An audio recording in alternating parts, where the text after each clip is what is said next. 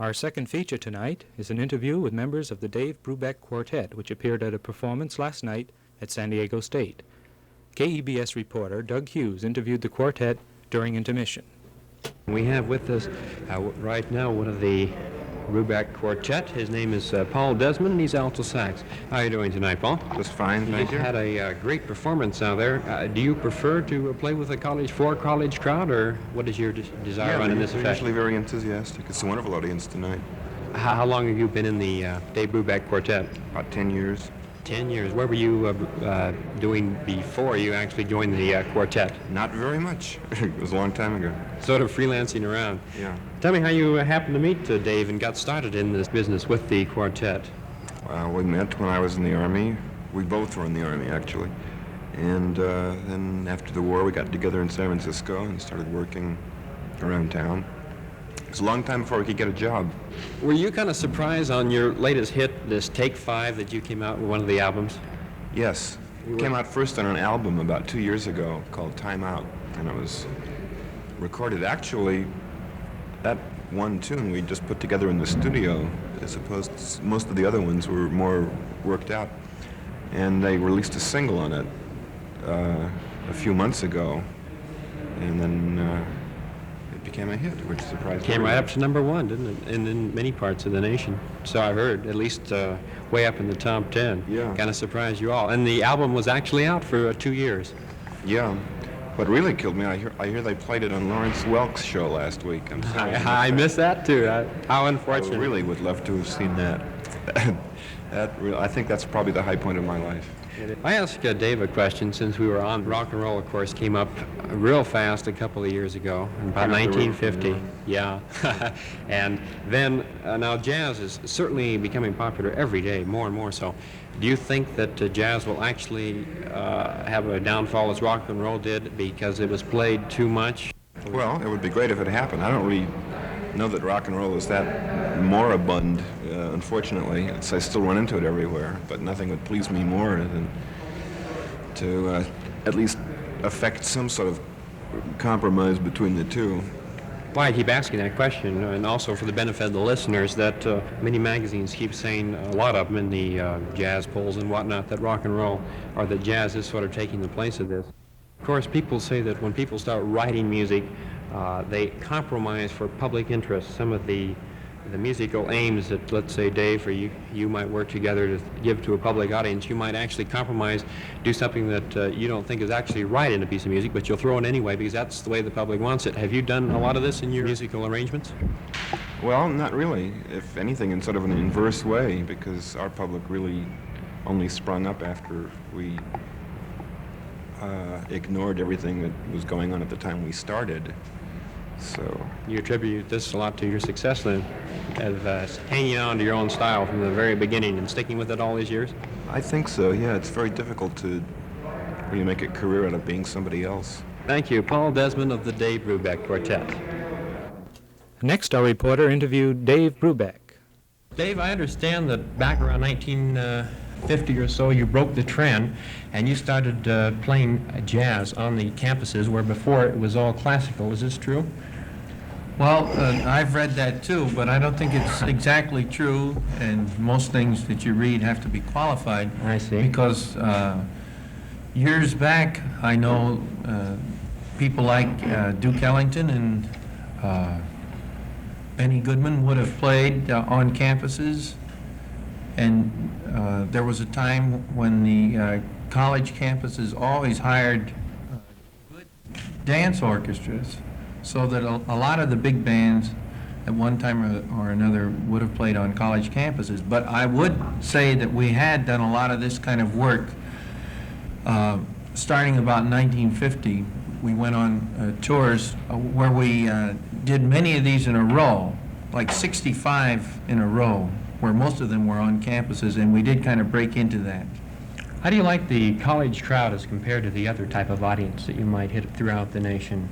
There's a type of audience that I like very much, and there's many types of audiences, let's put it that way. And the college audience is a good time to catch people at an age when they're still in the formative stage. But there's always a lot of curious people at a college concert that don't know what you're doing. This is why they're in college, to learn something. And they're not the greatest possible audience. The greatest audience are people in a large city that have to pay $3.50 to come and hear you, and they're not a captive audience, they're not on campus, and you're real fans, and they've been coming to hear you every year for about 10 years. And also, I like very much to play at dances. So I wouldn't say this is my favorite audience. I think it's a very important time to try to get to younger people with jazz and to try and make them become jazz fans. And they're just about ready to outgrow rock and roll if they have any intelligence, and it's a good time to catch them. That's a good point. You mentioned rock and roll. Now, jazz is really coming up lately in popularity in the last couple of years. You think it might take the place of rock and roll? The first thing is it's not going to become as popular as rock and roll. And it won't fall short or flat because it will never be that popular. How did you organize your group?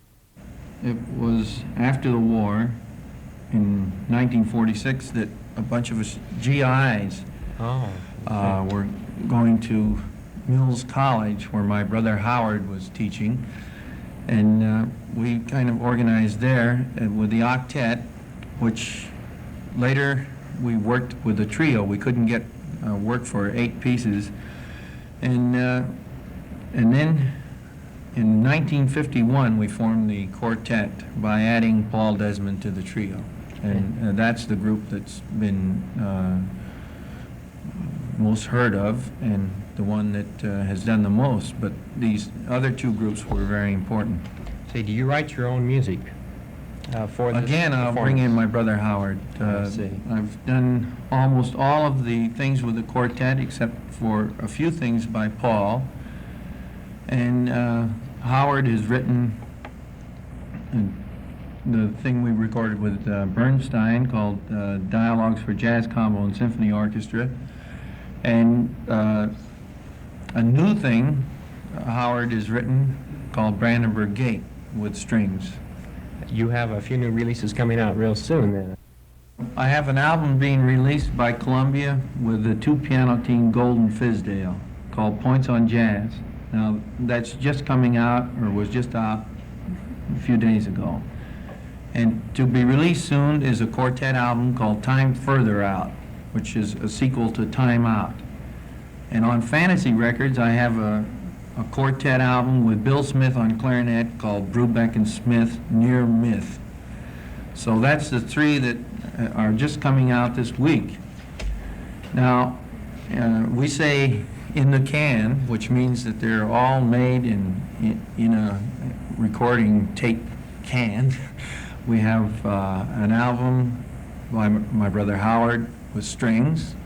One side is the Brandenburg Gate I mentioned. On the other side are 4 of the quartet's shorter things with strings.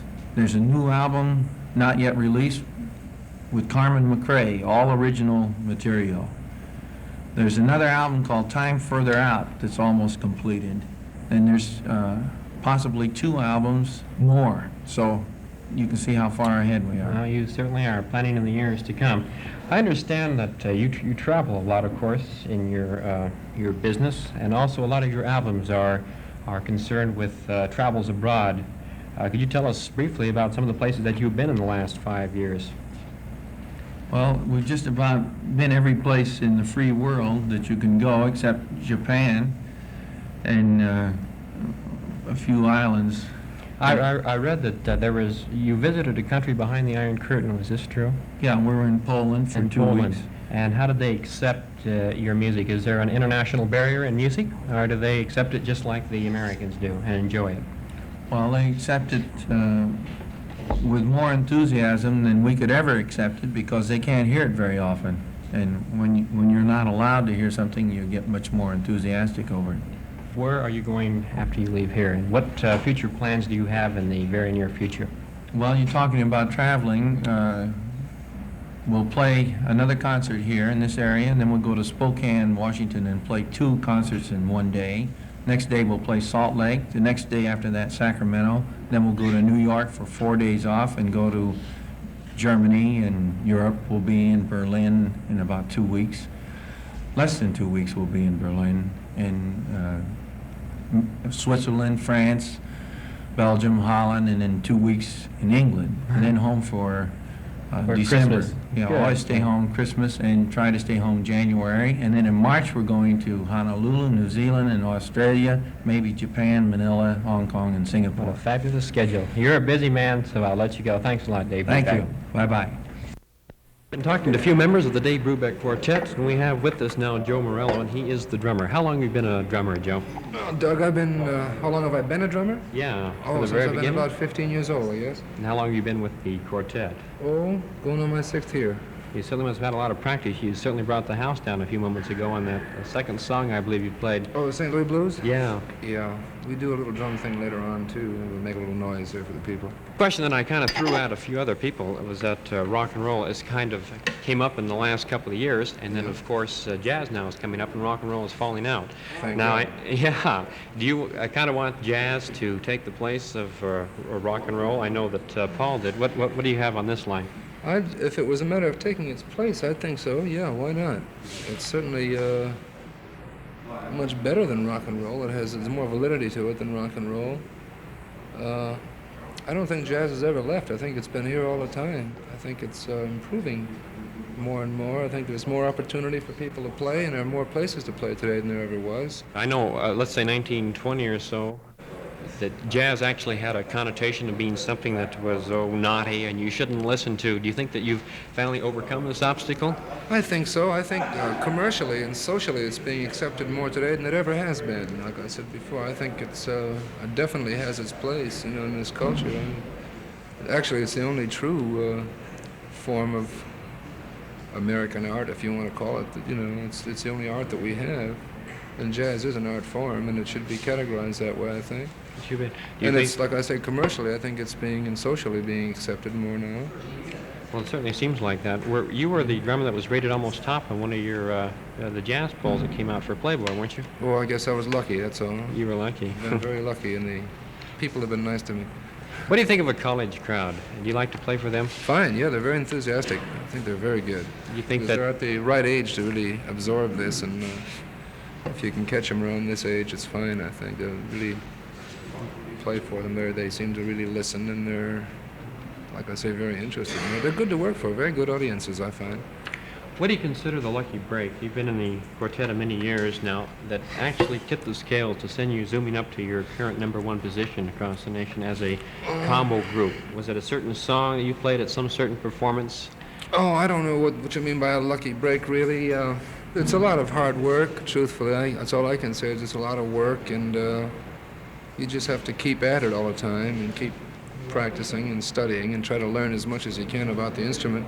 Before I joined Dave, I was with the McPartland Trio for about 3 years, and I gained a slight reputation through that. It was a wonderful experience working with Marion. We toured around a lot, and I got a little recognition from that as being a brush drummer and so on. But with Dave, there's a little more room, a little more freedom as far as stretching out and playing with the sticks and so forth. But as far as any one lucky break, I don't really know. It's just something that I enjoy to do most of the times. Like everything else, you have bad nights no matter what you're doing. You have a bad night and it doesn't go quite so good, but then the next night you make up for it, Sort of contribute your But success. as far as a lucky break, I don't know. I think that... Lots of hard work. Yeah, I think it's 98% work and the rest is luck, the other 2% is luck. Thank you. Have a Coke here. Yeah, We're being refreshed here during the intermission. Do you write for your own music for this, or does you let Paul do it? No, Or- Dave does most of the writing for the group, and Paul has written this Take 5 thing, which is pretty popular today. You let Paul write some more songs now? Yeah, Paul did a thing in 11/4 time, which I think will be another Take 5. I think it's great. It swings along real nice. It's got a very catchy melody to it and a very fine rhythmic pattern, You've done a lot of traveling in the quartet. What do you think that was your best stopover of any one-night stand, you might say? What country did you enjoy most? Well, I enjoyed India very much for the simple reason that it's such a different culture than ours. You know, the whole thing, the whole scene over there, more or less, is so different. You know, the people live differently. They seem to live much closer to nature than they do here. And I think that was the most fascinating. Rhythmically, they're very developed, the Indian drummers. They don't play on a set of drums as you see it here tonight. They play tabla drums, and they have various other rhythm instruments that they use. And their rhythmic conception is fantastic, and I certainly enjoyed listening to them. In fact, I'd like to study more of their culture, you know. Do they It'd be very respond interesting. like the Americans do, or do they respond more? Yeah, rhythmically. Yeah. Drums, you can reach them with drums and with rhythm more than you can harmonically. It was we found that out immediately over there, that start doing something difficult or interesting harmonically, and it wouldn't get to them as easy as it would rhythmically, you know, playing more or less the drums you could reach them, because this is a basis of their, you know, their whole culture and everything. Rhythmically, I'd say they're highly developed. I heard that you throw down your drumsticks and start playing with your fingers. Is this true? Well, there's several types of drumming. This Coke is giving me here. Oh, that's a strong, potent drink. Several types of drumming that they use the fingers, employ the hands and the fingers. One is in the Afro-Cuban effects that they use, the conga drums and bongos and so forth. They use the hands. What I tried to do was get more of a tabla sound effect. Like I tried to get some of the things down in India that they were doing, and it's got to the point where at times I can come up, if I can really get something going at times, but it's not that consistent. Sometimes I'll do that, and sometimes I won't. But it's interesting. There's a lot of sounds to be found on the drums, I think, that haven't been used or found. There's always something new that you can learn, and sometimes a mistake will be just A benefit. Yeah, you could really use A it. never-ending process of The learning. sounds, it sure is. That sums it up. We'd like to thank you, Joe, for your time. Joe Oh, it was a Morello, pleasure. Dave Brubeck of course, the Dave Brubeck Quartet. Pleasure, Doug. Thank you. Thank you. You've been listening to KEBS reporter Doug Huse interviewing members of the Dave Brubeck Quartet during last night's concert at San Diego State. On November 8th, Dr. Ashley Montague, distinguished anthropologist and social biologist, will lecture on A New Light on the Nature of Human Nature. Dr. Montague's lecture, recorded at Sherwood Hall on October 17th, was sponsored by the San Diego Academy for the Behavioral Sciences. Join us again next week on Voices After Answers.